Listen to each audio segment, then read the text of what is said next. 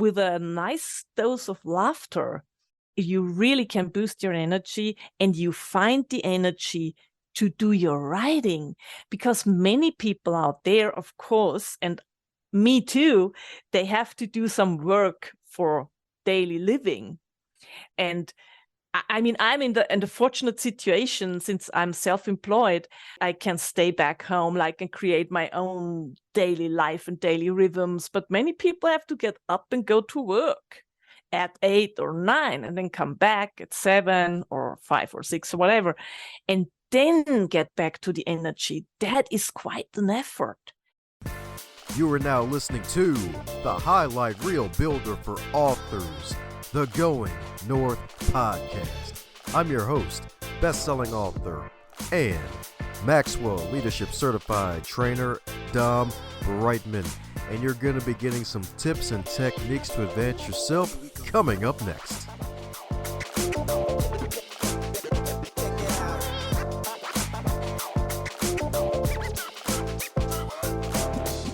Today's episode is sponsored by both books, Going North, Tips and Techniques to Advance Yourself, and the follow-up bestseller, Stay the Course, The Elite Performer's 7 Secret Keys to Sustainable Success. Head over to Amazon.com, pick up both books. They are available in a trifecta of paperback, audio, and ebook. Cop all 3 of both, and be on the lookout for another book from yours truly to help podcasters succeed. Now let's get on with today's episode.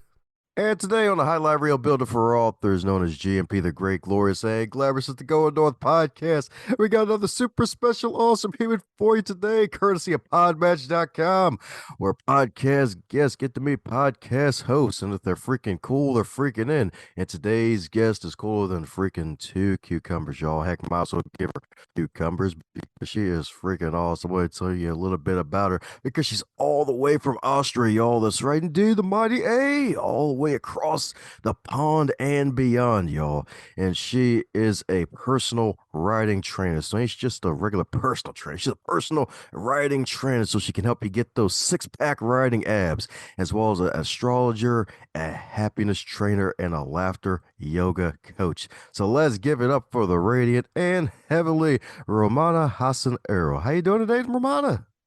Hi, thanks for having me. And I'm doing quite well. It's winter outside and it's getting freezing cold, but writing keeps me warm.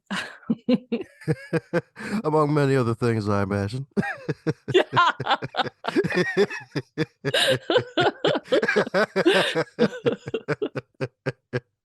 Yeah, we're just talking about her magical crystal ball earlier. I was asking if she's a fortune teller, and she said, fortunately not. So I'm like, darn.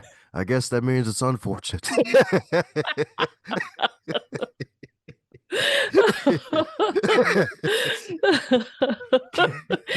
Yeah, most people when they go to their first astrological reading, they think we are fortune tellers, and then I sit there with wide open eyes and say, "What's coming up?" And I say, "I don't know."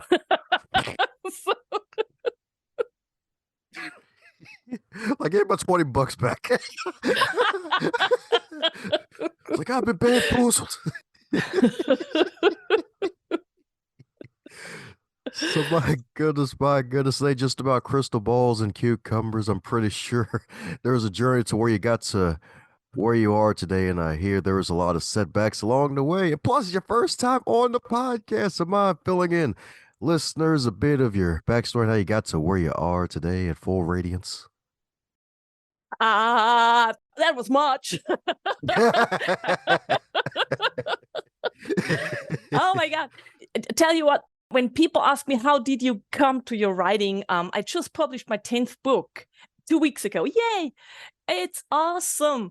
And people ask me, how did you get there? And I say, I wanted to become a writer when I was 12. Honestly, when I was 12, I imagined myself, European girls do that, living in a castle and being rich and fortunate and everything.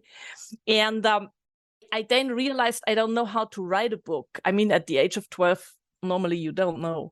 So I thought of whom could I ask for, how to get started, right? How do you start writing a book?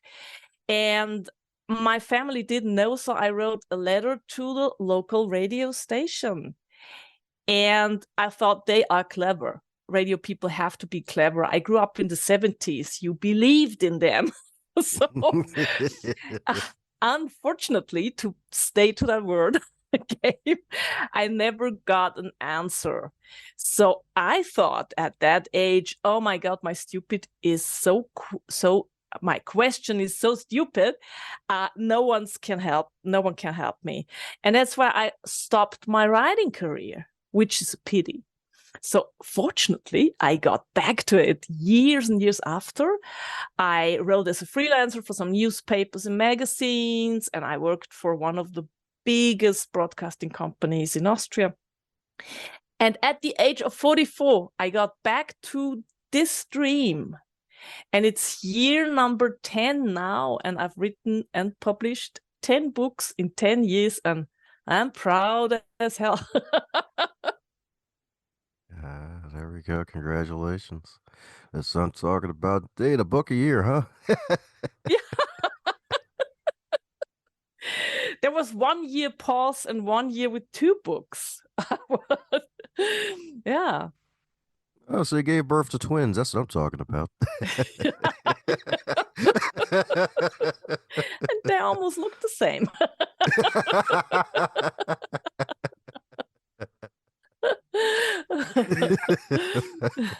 That's what I'm talking about, indeed. That's what I'm talking about, indeed. So my goodness, so a lot of misdirection after hitting a spoon in the road as opposed to a fork.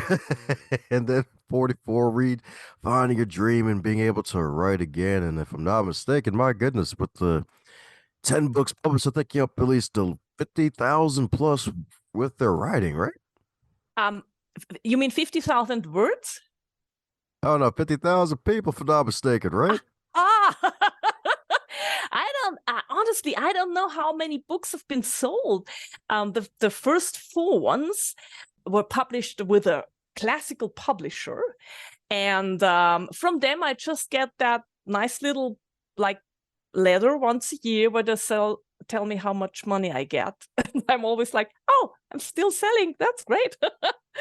The other books I did in self-publishing, or nowadays you call it independent publishing. And therefore I know I guess I haven't hit the 50,000 yet, 50,000 readers, but I'd love to. I came up with those 50,000 words you just said, right? I thought you'd talk about 50,000 words because I got that NaNoWriMo idea lately. I have to admit, I didn't know about that until 4 months ago, because it's not that popular over here in Europe. But then I came across it while doing some research for my own podcast, and I thought, oh, that's an amazing idea, isn't it? Write a novel in a month. I love that idea. So I had to do a few podcasts about that, podcast episode about that, and some videos, because I really love that idea. And from the day on, when I realized 50,000 words in a month, whenever someone says 50,000, I'm like, NaNoWriMo? Always that. So I'm kind of, getting dedicated to that. And I am now trying to tell my writing students who are in fictional writing, hey, why don't you prepare for the next NaNoWriMo? Because then you have that drive of the community, and that's amazing. I think that in a group, right, with people who think or who dream the same dream, you are much better, and you are, I don't know, filled with more energy. Is that what you can say? I'm sure you wake up with energy by default. A whole bunch of it. Yes, I do. I mean, that laughing, right, is the biggest energy boost you can give yourself. That's for sure. So I try to combine that with, I mean, sometimes people, like, when they get to my free webinars and I tell them, let's laugh together or do some funny stuff on the Zoom, right? They are, first of all, a bit, what's she doing? They don't get it. But after an hour training with me, they realize, that's how you pump the energy. You do some funny stuff on Zoom, like you say, high five yourself or the others and do stuff like that. And then they are moving because we are sitting too much like stable in front of the computer. So they start moving and they start realizing that with a nice dose of laughter, you really can boost your energy and you find the energy to do your writing. Because many people out there, of course, and me too, they have to do some work for like daily living. And I mean, I'm in the fortunate situation, since I'm self-employed, I can stay back home, like, and create my own daily life and daily rhythms. But many people have to get up and go to work at 8 or 9 and then come back at 7 or 5 or 6 or whatever, and then get back to the energy. That is quite an effort. Especially for writing, you need kind of a balance between a good energy boost and the settled structuring process, which is completely different. And you have to get them together. For many writers or young authors, that's a real problem. You start with a whole like great big idea, and then when it comes to structuring, you start to stumble. You don't know how to. And from my experience, I mean, when I got back to my writer's career, I just did that, honestly, because I got fired.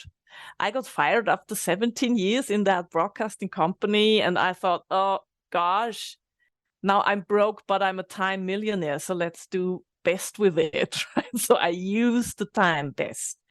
And then I realized I need help.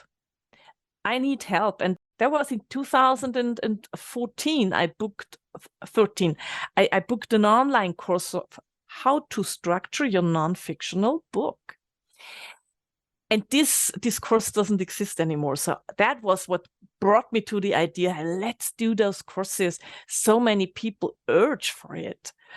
They just need a little structuring help, or when it comes to novel writing, they need a tiny little bit of help on how do I create a character? I mean, of course, it's all in your head, but get it on paper. That's the hard part. So that's what we do in the webinar courses. In the webinar, first of all, we just talk about each and every project and the magic of it, right? And then we find out, what do you need? You need a character, or you want to know how to give that character a real life. Because sometimes you might need, you read a novel, right, and say, that's flat. Why is it flat? Most of the time it's flat because the persons are not developed. And I show people how to do better. That's right indeed. You don't want it flat, y'all. You want it curvy, voluptuous. That's right indeed. That's right indeed. You want to have that flavor, that spice, and everything. Nice indeed. So my goodness. Speaking of spice and everything nice, when it comes to books, you don't just write, I guess in a way, nonfiction books. You've tackled many different genres in nonfiction, from co-writing a book with, I believe, a buddy of yours, and about starting your own co-working space, all to the way to, I guess, crochet, if I'm not mistaken. Yeah. As I'm an astrologer, my dream when I started with the astrology, I did a 3 years academy that is 12 years ago. And I came up with the idea, I'd love to write a cookbook, a recipe book, recipe collections for all the different star signs, because that's connected. And luckily, I'm like hobby chef. So I started collecting recipes and thinking a lot about how they are connected to the star signs. And I did some research. Are there books out there with that topic? And there weren't.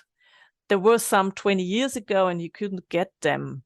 anymore. So I wanted to do that book, and I asked my publisher, "Are you interested in that?" And he said, I don't know. Yeah, he's doing more garden books and stuff like that. So I put the idea aside and wrote the next book and the next and the next and the next. And then I had asked a friend of mine, she's a brilliant photographer, if she would be interested in the project. She said yes, but the years went by. But then 2020 came and Austria hit the first lockdown. So she came over to my place and said, now we could do it. I mean, we're not allowed to go outside anyways. So I said, oh, what a brilliant idea. So we like met at my place for 12 whole days. And I did the whole cooking, 4 dishes per sign and a wonderful cocktail. And then I did the cooking, we did all the photos, and then we had a wonderful dinner and a wonderful cocktail. And we did that for 12 times. So we finished that book in 4 months.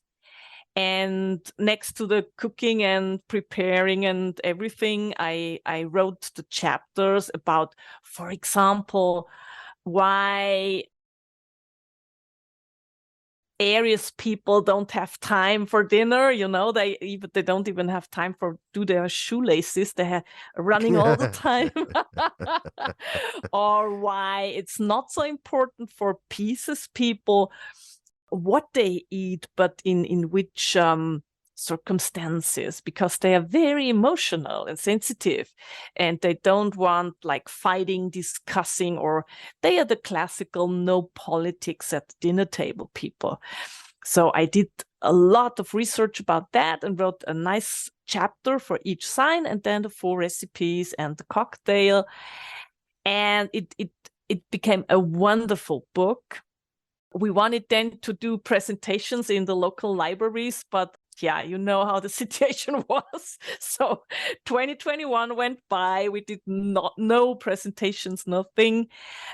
But we had our first presentations since 2019, 3 weeks ago at the local library, and people loved the book.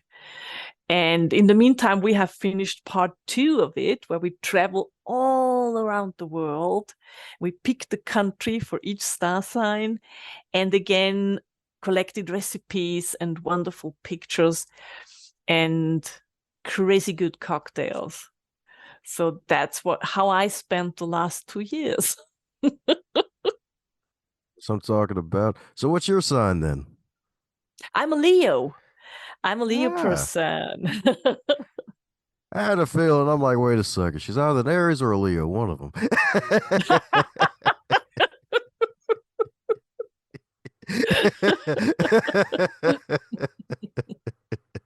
That's right, indeed. That's right, indeed. That's right. And if somebody had a bold personality for a reason, you'll love to see it. That's right, indeed. We got a lioness in the building. That's right, indeed. That's right, indeed. But that's definitely an interesting concept, and I'm glad that you're finally getting some legs under the tour with everything under the book. So, what keeps you so creative? Because I'm pretty sure it's not just the laughter that helps it out, but there might be some more going on in that wonderful head of yours. Thing is, I think I'm a multi-passionate person. So what I do with whole passion. The only problem is that, yeah, life is just, I'm hopefully I get 100 years old, but the thing is for me now how to put everything in, because when it comes to creativity, that brain of mine is just like doing its job every morning. No, how do you get the time? That's the problem. How do you get the time to do everything? For example, I love traveling, and up to 2020, I was a long-term traveler, meaning I own an old Volkswagen. It's over 30 years old, a small camper, and I've been traveling Europe for 4 months per year, just living on the road. Loved it. And then, of course, an old car needs some stuff done. And I realized I could get so passionate about that whole mechanic stuff. So I spent days at the garage, and my mechanic is a very nice guy. He allows me to help and teaches me. And I got taught welding lately. I was so excited. Oh my God. And that's, you see, that's all stuff which I'm interested in. Woo, and sometimes I think, honey, you're over 50 now. Time's getting less. You have to keep going. So I think for me, I'm in the lucky position that it is there. But of course, I know people who say, I think there is something else in life. This can't be all, but I don't know what. And that's when astrology comes in. Honestly, that helps me a lot to support people, because then I say, okay, let's take a look. And that's not fortune telling. That's just taking a closer look on what you're meant for. And then I give them ideas. And most of the time they take them and say, wow, yeah, you're right. That's something I dreamt of when I was 8, 10, or 12 years old, like for me, the writing stuff. And that's so funny, because the thing is there. They know it as a kid. And then we grow up and we get education and all that stuff. And it's like shoveling our visions like under the sea. That wasn't the correct sentence, I know. But everything gets just hidden somewhere deep in our soul. And I understand myself with the astrological work not as a future teller, but more like a developer of hidden ideas and hidden visions and dreams, bringing them back to life and supporting people to just restart. So that's the reason for most people coming to me and wanting some astrological coaching are over 40. That's the point at 40, 42, when most people realize, hold on, there's something missing. Kids grown up, everything's changing, and what about me now? And I've had wonderful experiences with that. For example, one of the most, I always get goosebumps when I think of that. A soldier came to my office and he said, in Austria, it's, if you're a soldier, you get a wonderful retirement fund and everything's safe. And he said, despite of that feeling safe, I just feel like crap. I don't want to live like that. I don't want to. And he was 45. So he said, I'm counting the days until my retirement. And that's about 20 years more to go. So together we find out that maybe for him, it's better to really follow his dream. He played guitar and is a good singer. And it took him about half a year to rethink the whole stuff. And then he quit the job. And now he's a professional singer and country singer in Austria. And he loves it. He said his wife wasn't very happy with that, but he doesn't care.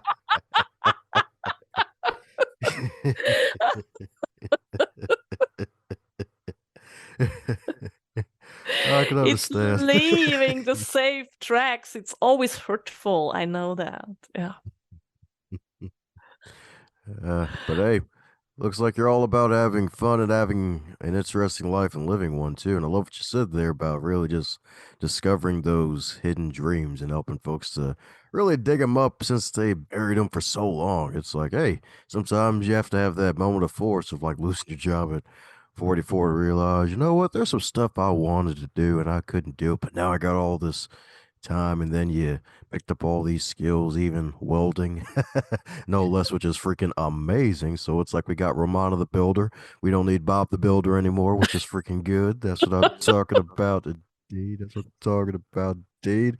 So, what got you interested in astrology? Was that another curiosity that you always had, or did it just pop up out of nowhere after Ah, 44? no. That was strange as well. I think I'm in the lucky position that the universe most of the time just pushes me where it wants me to. Like, for example, the writing, I got fired. I had to get back to writing. With astrology, that was amazing. I was, let me think, at the end of 30. Yeah. And I had first of all, I had a real bad accident in skydiving. So broke my spine, had real hard time recovering. And after that, it was kind of a wake-up call for me that my life should go in another direction, but I couldn't follow. I didn't understand what it wanted. And then there followed 5 tiny accidents within 1.5 years. I mean, tiny in the sense of just breaking my arm or just breaking my leg, and I never had accidents my whole life before. So I really got scared. There came that day when I woke up in the morning and I was all in pain because I just had torn some ligaments in my knee.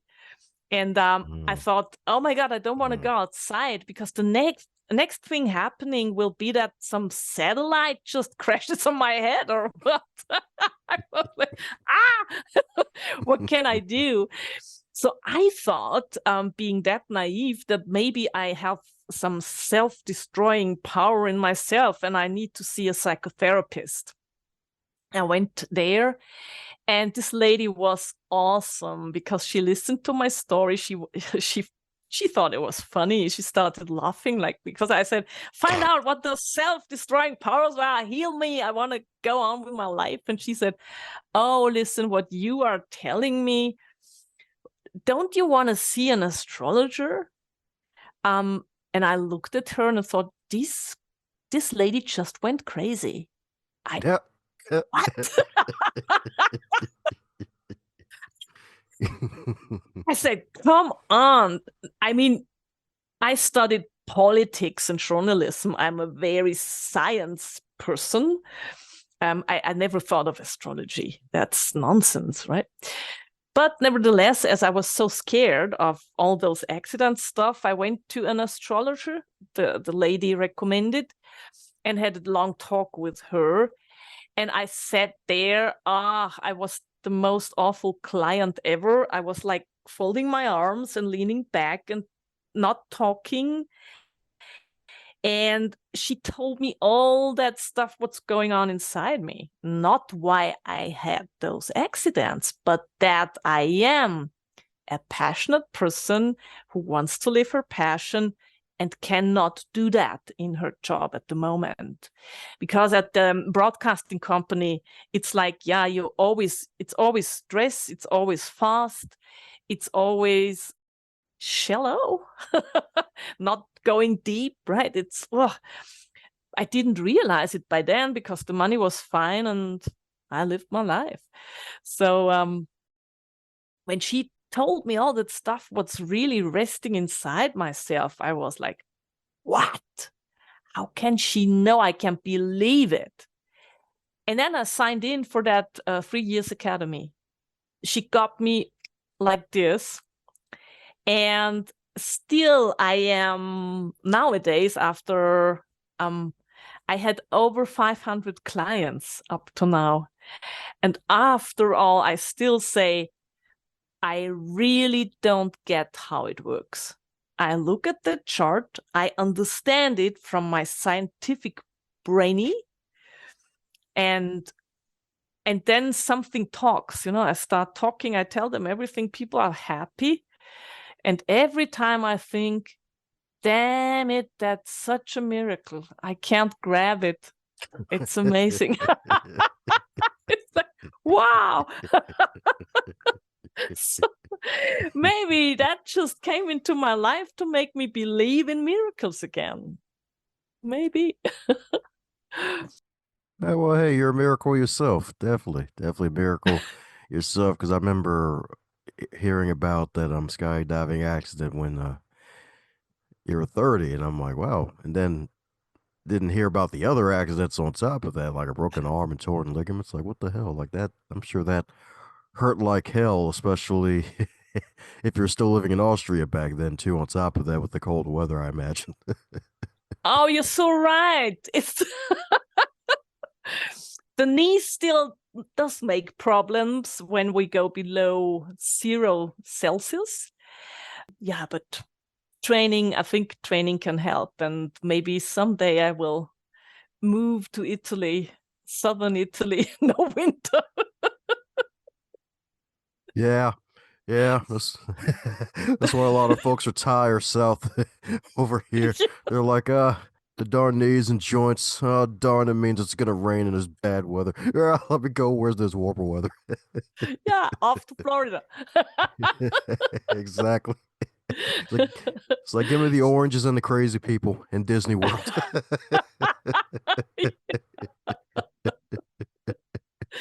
Yeah, right. Then Italy is the Florida of Europe, right? They have oranges and crazy people. That's what I'm talking about, indeed. So, since you've been on a bit of a tour on these podcasts, promoting the good work you're doing to help others not only become Cassiopeia, but hey, maybe even realize that they're the Great Dipper, is there a question that you wish folks would ask you more often? Questions.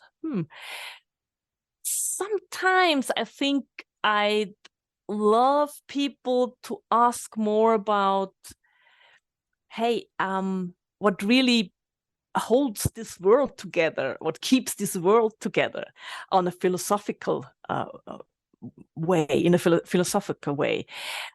That's what I really love to talk about. And I realized in those past 2 years, all of a sudden, people had loads of time to talk about stuff like that.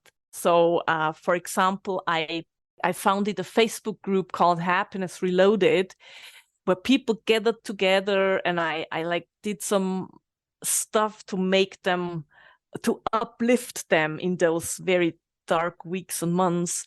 And I had a like support group over here where we met in person for people who really were, depressed because of the whole situation.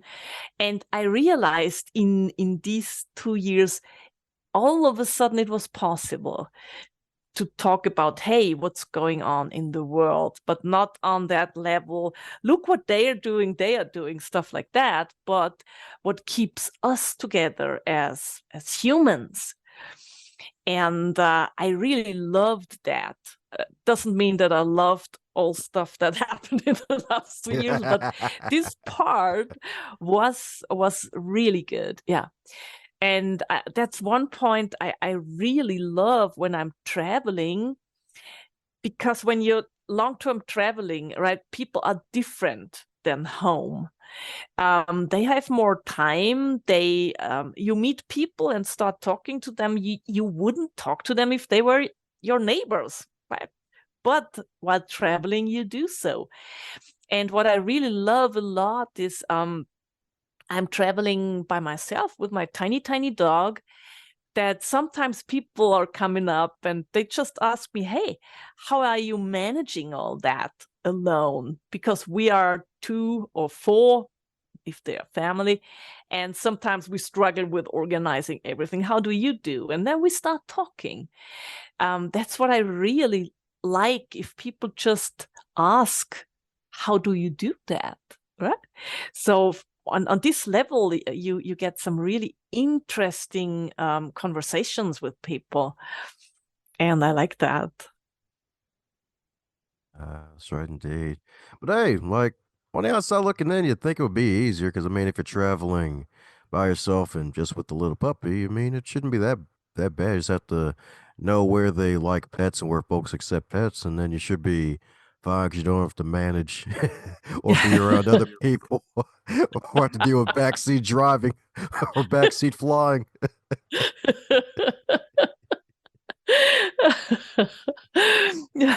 Yes, it's sometimes I realize I wrote my novel about that topic, right? About traveling alone. It's called Traveling with the Blues, because sometimes when you are all by yourself for 3 or 4 months, then one person called the blues might sit on your next seat in the car, just being very negative, and then how to deal with that. So I personalized that feeling of getting lonesome.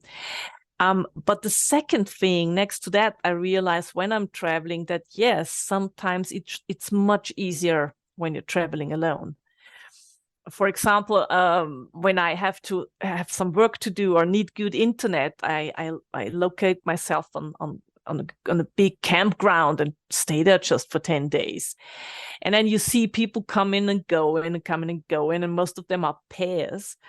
And oh my God, there's so much fighting about that camping stuff. You won't believe it. It starts with the parking and ends with how to fix everything if storms come in. And people are not used to that, to work it out together. Because in normal life, as we said, most of them leave home at 7 or 8, and then they come back in the evening. So they don't know each other in that real daily life. And then they go camping. Oh my God. Yeah, it's always two sides of the story, right? You have, first of all, when you're traveling alone, you sometimes are scared, of course, and I'm scared too. I stayed once on a very, very lonely spot in the middle of Scotland, and Scotland is the Highlands, and wow, it's wow there. But if you are there all alone in the night, you hear noises of animals, and then you have to make that decision. Do I open the door and go for the toilet, or do I stay inside?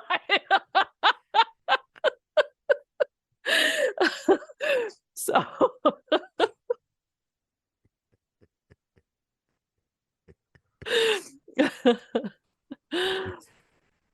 Yeah, it's cold, but I think it's better to go outside than to stay inside in that case. Not sure if that would be a happy accident. Yeah. So I'm so freaking glad I have a dog. I mean, it's a Chihuahua.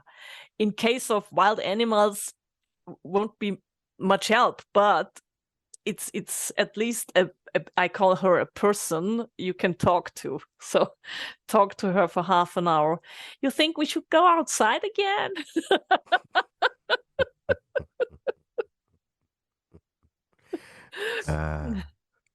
Yeah, and plus, folks don't think you're crazy and think you're talking to yourself. It's like, oh no, you're talking to the dog. The dog is her Buddha.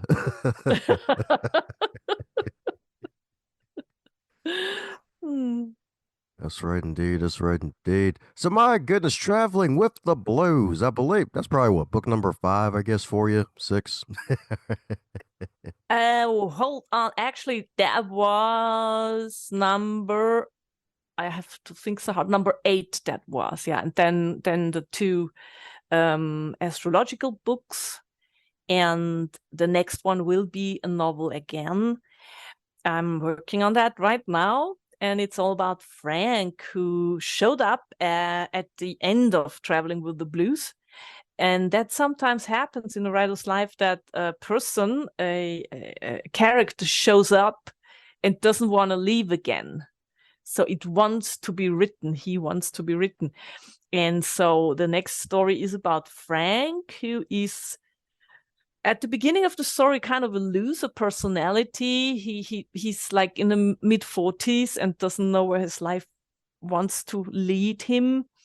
And then he gets all struggled into a criminal story about stealing documents and traveling all across Europe to find out who are the persons who brought him into that situations. And it's quite a fun story. I love it. So when should we be looking out for that book? I need a translator in English. Okay. Yeah, because my usual question is if your book were a food, what would it be and why? But I'm like, wait, which one of her books is actually in English? Because I don't think I saw a single one besides I think it was the yarn book, the crochet book, I think. Yeah. Yeah. The thing is, I did all books in German language, but the courses, the writing courses, are in English language because it seems as people from the US and Canada are much more interested in the writing stuff. That's so funny because I started with those courses in German and then no one showed up. And I thought, come on, so let's change that. So, and one book, there was the second one that got translated into English. That's about plant colors, how to like color your fabrics with plants like they did in the Middle Ages over here in Europe. So that was a huge craftwork community, those dyers. And there are a whole bunch of crazy stories about them. That was the second book, and that got translated. Yeah, the others are in German. Uh, so do we have to bribe you in chocolate for them to get to English quicker? for for the astrological cookbook, I have a friend living in Great Britain, and he said he will translate it. But it takes time, of course. Then again, we have that story about daily work and daily life, and yeah. But I can wait. There we go. That's right, indeed. It can wait, indeed. So trust the scale, y'all. Trust the scale.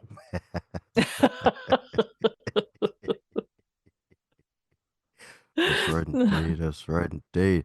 Sweet. So, my goodness, coming down to the magical question that every guest gets to receive. And that is if you're to wake up tomorrow and you're at 25 again, but you're still in 2023, what advice would you give to yourself? Ha! My advice is trust in yourself. Always trust in yourself. No matter what people say, it's okay what you do. You know it. They don't. That's right, indeed. Romana knows she's fabulous, and we do. So that's the caveat. That's right, indeed. That's right, indeed. That's right, indeed. That's right. Trust yourself, y'all. That's right. That's right, indeed. Even if you're in the dessert aisle, trust yourself. That's right. That's right, indeed. So my goodness, probably gonna have you back on the show in the future, especially when you got some more stuff coming out, indeed, because you're definitely fun on the bun. So for those who need to keep up with your journey and all the stuff that you're doing, and for those, especially those who know German, want to give some German stuff to some folks, what's the best way for folks to do so? Yeah, I invite everyone to join the free webinars. They are in English language, cost nothing, just your time, 90 minutes of your precious time, and we get some energy into your writing and get you started with your writing. That's how you can contact me. You can contact me via Facebook, via the Happiness Reloaded group, or of course via email. So with all the questions you might have about your book, and don't hesitate to ask, because that's what I'm here for. Yeah, that's what she's here for, indeed. And she's got 10 of them, 11 on the way, indeed. Different types, different genres. You'll love to see it. That's right, indeed. That's right, indeed. So you can make your own co working space with all the yarn, with different recipes. That's right, with a giant kitchen for different astrological signs. That's right, indeed. So if you have a Leo in your life, she's got you covered. If you got a Virgo in your life, she's got you covered there too. Like a blanket. So we're going to put a link to all of her wonderful goods and services in the show notes so you can check her out like 5 library books. So any parting words before we close up shop, Romana? Yeah. Let's make 2023 epic. let's do it. If you have a dream, a vision waiting for you, just do it. Do it this year. Thanks a bunch for investing your time by listening to this wonderful podcast today. I hope you enjoyed it, and if you really did, do me a solid and leave a review or share this episode with at least 3 people that you think would get some value out of today's content. Advance others to advance yourself.